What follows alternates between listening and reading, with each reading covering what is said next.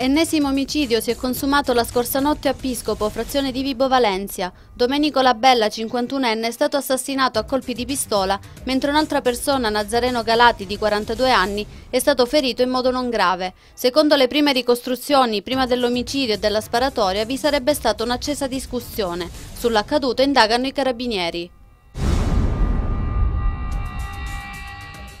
Oltre 80 carabinieri del Comando Provinciale di Reggio Calabria sono stati impegnati ieri nelle campagne di Rosarno nella ricerca dei latitanti della cosca del clan Pesce, sfuggiti alla cattura nell'ambito dell'operazione All Inside 1 e 2. Sono stati arrestati Roberto Matalone, marito di Maria Grazia Pesce, sorella di Francesco e figlia del capocosca Antonio, anche lei detenuta agli arresti domiciliari, Giuseppe Consiglio, 59 anni, pregiudicato bracciante agricolo, Antonio Elia, 60 anni e suo figlio Paolo, 33 anni, e Francesco Giovinazzo, 58 anni, e Francesco Messina, 78 anni.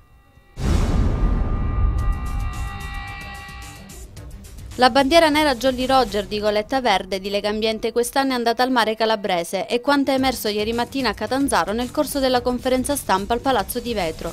Le analisi hanno evidenziato che lungo le coste sul livello di inquinamento microbiologico delle acque regionali, soprattutto in punti critici quali foci di fiume, torrenti, canali e scarichi che coinfluiscono direttamente a mare, mostrano un quadro generale quanto mai critico in tutte le 5 province. I dati forniti da Legambiente e da Goletta Verde sull'inquinamento del mare in Calabria rischiano di produrre eccessivo allarmismo e produrre danni all'immagine della Calabria, e quanto ha sostenuto stamattina in una conferenza stampa il governatore Peppe Scopelliti, sottolineando come ci sia differenza tra il mare sporco e quello inquinato. Il governatore ha poi annunciato un piano di interventi per un totale di oltre 38 milioni di euro con i fondi comunitari che serviranno proprio per migliorare la situazione del mare calabrese.